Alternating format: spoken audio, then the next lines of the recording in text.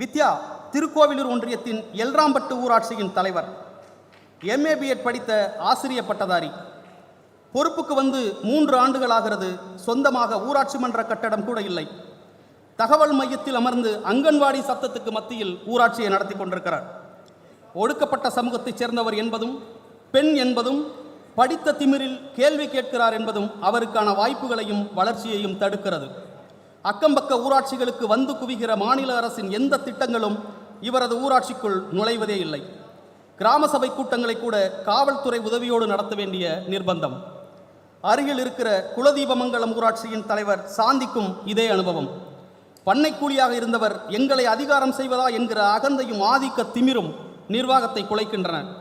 ஆயினும் இந்த அச்சுறுத்தல்களுக்கெல்லாம் பணியாமல் தங்கள் உரிமைக்காக நிர்வாகத்துக்கு எதிராகவும் ஆதிக்க சக்திகளுக்கு எதிராகவும் அயராமல் குரல் எழுப்பி வரும் பெருமைமிகு ஊராட்சி மன்ற தலைவர்கள் வித்யா, சாந்தி இருவரையும் பெரு மகிழ்வோடு அம்பேத்கரை கொண்டாடும் இந்த மேடையில் கௌரவிக்க விரும்புகிறோம். இருவருக்கும் தமிழக வெற்றிக் கழகத்தின் தலைவர் திரு விஜய் அவர்கள் நூல் வழங்கி கௌரவிப்பார்கள்.